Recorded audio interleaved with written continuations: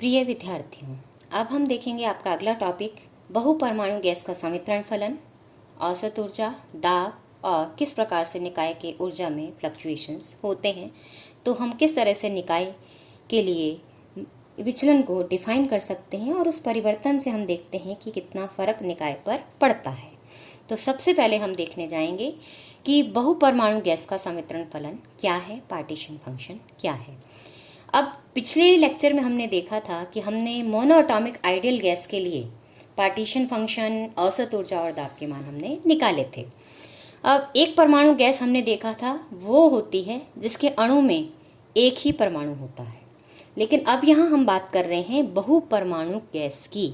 और बहुपरमाणु गैस वो होती है जिसके अणु में दो या दो से अधिक परमाणु होते हैं, जैसे कि ऑक्सीजन है, 2 एटम है, नाइट्रोजन है, 2 एटम है, NH3 में 4 हाइड्रोजन के 1 नाइट्रोजन का यानी 4 एटम हो गए। इसी तरह CH4 में 1 कार्बन का और 4 हाइड्रोजन के यानी कि 5 एटम है। तो ऐसी जितनी भी गैसेस हैं ये कहलाती हैं पॉलीएटॉमिक गैसेस, बहुपरमाणु गैसें। अब बहुपरमाणु गैसेस में केवल गति एक तरह की नहीं होती, एक परमाणु में तो सिर्फ एक ही तरह की गति होती है, वो होती है स्थानांतरीय गति, ट्रांसलेशनल मोशन। लेकिन बहुपरमाणु गैस की जब मैं बात करती हूँ तो उसमें ट्रांसलेशन मोशन तो होती ही होती है, यानी कि जो अणु हैं वो अपना स्थान बदलते ही हैं, साथ के साथ उनमें आपस में जुड़ाव होने से एक ही मॉलिक्यूल में दो या दो से अधिक एटम होने से उनमें वाइब्रेशन भी हो सकता है, उनमें रोटेशन गति भी संभव हो सकती है, यानी बहुत सारी और गतियाँ भी इसमें समाहित हो जाती हैं।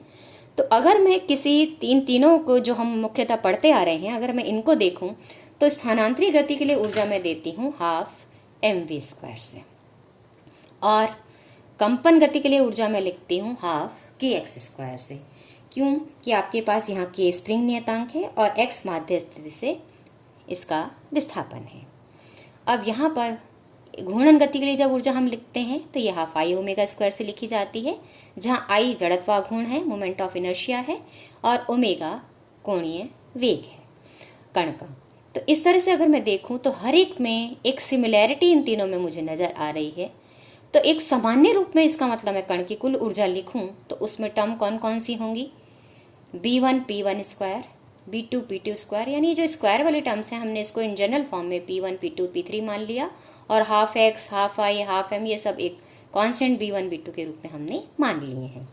तो अगर इस कण की कुल f डिग्री ऑफ फ्रीडम हो तो कुल ऊर्जा मेरे पास लिखी जाएगी, पहले डिग्री ऑफ फ्रीडम की ऊर्जा B1 P1², दूसरे डिग्री ऑफ फ्रीडम की ऊर्जा हमने मान ली B2 P2², तीसरी डिग्री ऑफ फ्रीडम की, इसी तरह f डिग्री ऑफ फ्रीडम की ऊर्जा को हम निकाल लेंगे और सबको जोड़ देंगे तो कण की कुल ऊर्जा सामान्य रूप में इन जनरल फॉर्म में हमने इसको लिखा है। अभी वेल डिफाइन नहीं किया है कि इसमें स्थानांतरीय ऊर्जा है, कंपन ऊर्जा है, घूर्णन ऊर्जा है, या फिर और गति के कारण अन्य ऊर्जा समाहित है।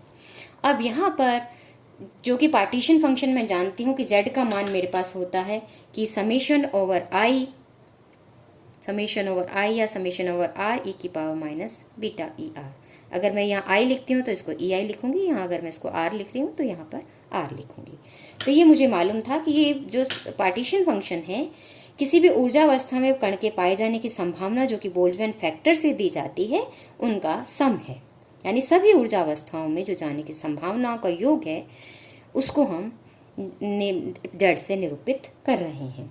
तो z को अगर मैं देखूं, क्योंकि स्वतंत्र कोटियों की संख्या बहुत अधिक है इसलिए ये जो आपस में अंतराल है वो बहुत कम हो जाएगा, तो समेशन को मैं इंटीग्रेशन से रिप्लेस कर रही हूँ। तो पहली गति के लिए पहला पार्टीशन फंक्शन ये हो गया z1, यानी e⁻⁻, यहाँ e का मान मैंने रख दिया है, तो ये 0 से इन्फिनिटी इंटीग्रेशन मुझे मिल जाता है e⁻⁻β B1 P1² dP1। दूसरी स्वतंत्र कोटि के लिए मुझे मिलेगा पार्टीशन फंक्शन, यानी अगर ये z1 है तो ये z2 को मैं लिख सकती हूँ 0 से infinity e⁻⁻β B2 P2² dP2। इसी तरह पूरी सब डिग्री ऑफ फ्रीडम के लिए मैंने क्या किया है कि जो मेरा पार्टीशन फंक्शन है वो निकाल के और सबको मैंने गुणा कर दिया है। अब ये सब देखूं तो मुझे ये सब सिमिलर टर्म्स दिख रही हैं, तो किसी एक के लिए अगर मैं हल कर लूं तो मुझे बाकी सब के लिए भी वही हल मिल जाएगा, और इन सबको मैं यहाँ इस समीकरण में रख कर मैं गैस के बहु परमाणु में जो मेरे पास गैस है उसके संवितरण फलन का मान मैं ज्ञात कर पाऊंगी। तो सबसे पहले हम देखते हैं किसी एक इंटीग्रेशन को मैं कैसे सॉल्व करूं। तो ये पहला इंटीग्रेशन मैंने मान लिया है कि z1 मेरे पास है 0 से इन्फिनिटी e की power minus beta b1 p1 square dp1। तो यहाँ मैंने मान लिया कि u1 मेरे पास है बीटा की पावर हाफ p1 के बराबर, तो du1 मेरे पास बन गया बीटा की पावर हाफ dp1। ये सब मान मैंने यहाँ रख दिए, तो मुझे मिल जाता है z1 is equal to 1 upon beta की पावर हाफ 0 से इन्फिनिटी e की power minus b1 u1 square du1। और ये एक स्टैंडर्ड इंटीग्रल है जिसका मान मुझे मिलता है 1/2√π/b1। और यहाँ पे बीटा को मैं ऊपर ले गई तो बीटा की पावर माइनस हाफ। चूँकि अब ये सारा कांस्टेंट है तो इसको मैंने k1 मान लिया, तो z1 का मान हो गया k1 बीटा की पावर माइनस हाफ। अब कुल संवितरण फलन हम लिख सकते हैं, बाकी सब डिग्री ऑफ फ्रीडम के लिए भी मैं इसी तरह लिख सकती हूँ और सबको गुणा कर दूंगी, तो मुझे मेरे पास टोटल गैस के संवितरण फलन का मान मिल जाएगा। तो यानी बीटा की power minus half k1, beta की पावर माइनस हाफ k2, इस तरह हमने पूरा गुणा कर दिया डिग्री ऑफ फ्रीडम f तक के लिए। तो यहाँ पर ये जो बीटा की पावर माइनस हाफ है ये f टाइम्स गुणा हो रहा है, तो इसलिए मुझे मिल जाएगा बीटा की पावर माइनस f/2 और ये गुणा होके k1, k2, k3 कहाँ तक, kf तक। अब किसी एक अणु की जो औसत ऊर्जा दी जाती है वो दी जाती है minus del del beta ln z द्वारा। ये हम पहले जब हमने संबंध निकाले हैं औसत ऊर्जा के पार्टीशन फंक्शन से तब हम ये देख चुके हैं रिलेशन। अब उसी रिलेशन को मैं यहाँ यूज़ कर रही हूँ। तो अब यहाँ पर मैंने क्या किया है, पहले ln z निकाला है और उसका बीटा के साथ डिफरेंशियल कर दिया है। तो ये औसत ऊर्जा का मान हो जाता है minus del del beta minus f/2 ln बीटा plus ln k1 plus ln k2 कहाँ तक, ln kf तक। ये सब चूंकि नियतांक है और इसका मैं डिफरेंशियल करूँगी जब बीटा के साथ, तो ये सब मुझे मान 0 देंगे। तो केवल पहली टर्म से मेरे पास मान आएगा और वो मान आ जाएगा f/2 बीटा, और बीटा का मान मैं रख देती हूँ तो ये बन जाता है हाफ f kBt। यानी कि आपके पास हर स्वतंत्र कोटि की ऊर्जा अगर मैं देखूं तो एक तरह से हाफ kBt हुई, और अगर f डिग्री ऑफ फ्रीडम है तो कुल ऊर्जा हो गई आपके पास 1/2 f kBt। और अगर केवल स्थानांतरीय गति होती है अणु में तो f का मान 3 होता है, इसलिए ये मान मुझे मिल जाता है 3, f का मान 3 रखते ही 3/2 kBt। अब स्थानांतरीय के साथ ट्रांसलेशन मोशन के साथ अगर आपके पास रोटेशनल मोशन भी है तो मुझे f का मान 5 मिल जाता है, यानी 3 तो ट्रांसलेशन की और 2 रोटेशनल की डिग्री ऑफ फ्रीडम यानी 5 हो गई। तो मेरे पास आ जाता है 5/2 kBt। अब स्थानांतरीय गति ट्रांसलेशन रोटेशनल के साथ वाइब्रेशन भी होने पर ये हो जाएगी 7, f डिग्री ऑफ फ्रीडम हो जाएगी 7, इसलिए आपके पास जो अणु की कुल ऊर्जा आएगी वो हो जाएगी, औसत ऊर्जा हो जाएगी 7/2 kBt। तो इस तरह से अगर मैं देखती हूँ तो एक अणु के लिए मैं डिग्री ऑफ फ्रीडम अलग अलग होने पर मुझे औसत ऊर्जा का मान अलग अलग मिलता है। और अगर ये मैं एक मोल के लिए बात करूं तो स्वाभाविक है कि पहली ऊर्जा स्थानांतरित गति के लिए हो जाएगी 3/2 n kBt। घूर्णन गति भी अगर साथ में है तो ये ऊर्जा हो जाएगी 5/2 n kBt, जहाँ n क्या है, एवोगैड्रो नंबर है। और अगर स्थानांतरी है, घूर्णन है, कंपन भी है तो ये मान हो जाएगा 7/2 n kBt के बराबर। तो ये ऊर्जा अभी निकाल ली हमने बहुपरमाणुक ऊर्जा के लिए, बहुपरमाणु गैस के लिए मेरा पार्टीशन फंक्शन हो गया। ये मेरे पास औसत ऊर्जा का मान मुझे मिल गया है। अब मुझे निकालना है दाब का मान। तो दाब हम देखते हैं कि जो बहुपरमाणु गैस है वो दाब जो लगाती है वो केवल जो दाब लगता है वो स्थानांतरित गति के कारण ही लगता है, घूर्णन और रोटेशनल के कारण नहीं लगता है। इसलिए आपके पास जो बहुपरमाणु गैस के लिए जो दाब आएगा वो वही होगा जो कि एक परमाणु गैस का होता है। तो वो हम निकाल चुके हैं और वो दाब मुझे मिला था n kBt, जहाँ n मेरे पास था number of molecules per unit volume, तो यानी दाब वही रहेगा और वो हो जाएगा n/v kBt। अब हम देखते हैं, ये तो हमने देख लिया कि पॉलीएटॉमिक गैस के लिए, बहुपरमाणु गैस के लिए मैं किस तरह से पार्टीशन फंक्शन का मान निकालती हूँ, माध्य ऊर्जा का मान निकालती हूँ और दाब का मान निकालती हूँ। और ये हमने एक जनरल फॉर्मूले से हमने ये सारा काम किया है। अब हम देखने जा रहे हैं एनर्जी फ्लक्चुएशंस को।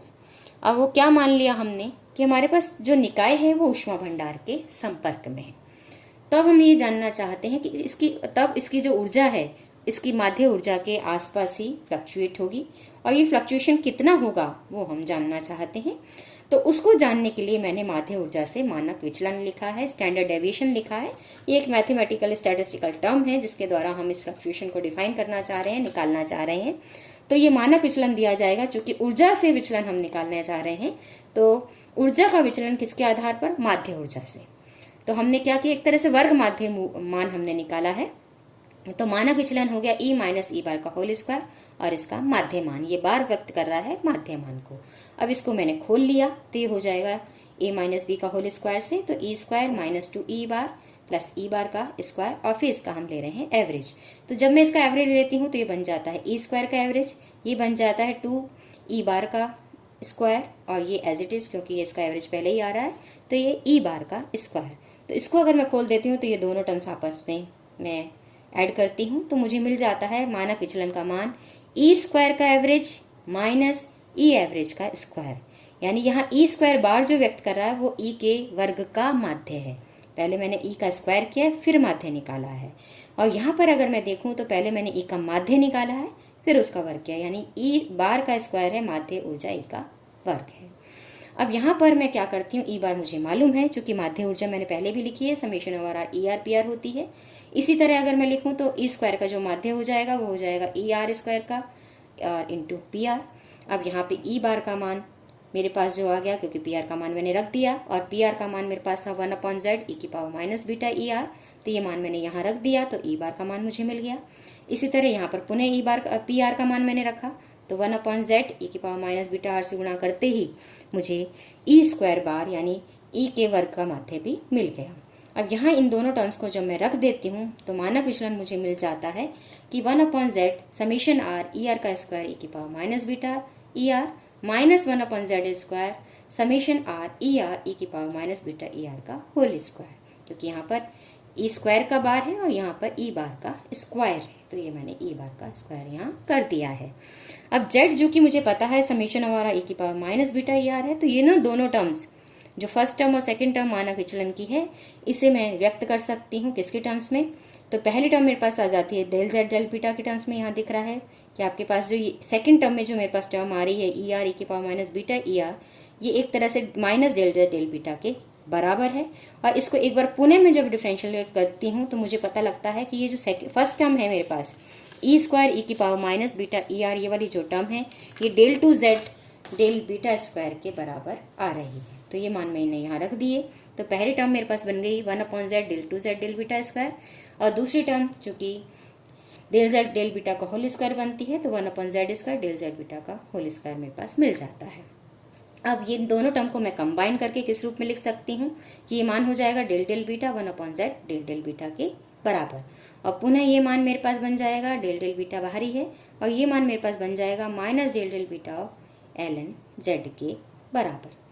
तो यहाँ पर अगर मैं देखती हूँ तो अब मुझे यहाँ से अगर मैं ये काम करना चाहूँगी तो ये दोनों टर्म्स मैंने एक बार देख लिया है कि ये दोनों टर्म्स मेरे पास माइनस की थी, इसलिए यहाँ पर भी मेरे पास ये माइनस साइन आएगा। तो ये मेरे पास del del beta of ln z था, ये ई बार के बराबर है, इसलिए जो मानक विचलन मुझे मिल जाता है वो मिल जाता है minus del del beta of E bar. अब टेम्परेचर के टर्म्स में अगर मैं इसको कन्वर्ट करूँ तो बीटा मुझे मालूम है 1/kBt के बराबर है, और टी का मान मैं लिख सकती हूँ 1/kB बीटा, या फिर यहाँ से अगर मैं निकालूँ तो डेल टी बीटा का मान मेरे को माइनस के बीटा टी स्क्वायर मिल जाता है। तो ये मान मैं पुनः यहाँ रखूँ तो मुझे मिल जाएगा del del T of E bar del T del T beta का मैंने मान रख दिया, यानी K B T square del del T. अब ये del E bar del T जो है ये है कहलाती है निकाय की विशिष्ट ऊष्मा। विशिष्ट ऊष्मा या हम कहें कि इसको ऊष्माधारिता है। अगर ये स्थिर आयतन पर है तो आपके पास सी भी लिखी जाएगी, स्थिर दाब पर है तो सीपी लिखी जाती है। तो अब ये दोनों ही जो टर्म्स हैं, चाहे वो मैं ऊष्माधारिता की बात करूं, चाहे मैं आपके पास आंतरिक ऊर्जा की बात करूं ई बार की, ये दोनों ही एक्सटेंसिव क्वांटिटीज़ हैं और ये दोनों कणों की संख्या पर निर्भर करेंगी। इसलिए अगर मैं रेशो निकालूँ अब सिग्मा टू ई की बजाय, यानी कि ये जो मानक विचलन के वर्ग की बजाय मैं standard deviation per unit energy निकालूं तो सिग्मा ई बार अपॉन ई बार करूं तो इसका पावर रूट लो हाफ करूंगी तो के बी टी स्क्वायर सी की पावर हाफ अपॉन ई बार। और ये चूंकि मेरे पास आपके पास के बी टी स्क्वायर तो कणों की संख्या पर निर्भर है नहीं, सी कणों की संख्या पर निर्भर है, तो ये एन की पावर हाफ हो गया या अपॉन एन हो गया, यानी 1/√n। और एक मोल में मैं जानती हूँ जो परमाणुओं की संख्या है वो लगभग 10 की पावर 23 होती है, इसलिए ये जो मान मेरे पास आ जाएगा वो 10 की पावर माइनस लगभग -10 के बराबर आएगा। और ये जो -10 ये मान है ये बहुत कम है, तो ये दर्शाता है कि जो माध्य ऊर्जा से जो विचलन हो रहे हैं ऊर्जा के वो बहुत कम है, और बहुत कम है तो इसका मतलब निकाय माध्य ऊर्जा के आसपास ही बना रहेगा, यानी साम्य अवस्था में ही बना रहेगा अगर ऊर्जा के फ्लक्चुएशंस बहुत कम हैं और निकाय भंडार के संपर्क में है। धन्यवाद।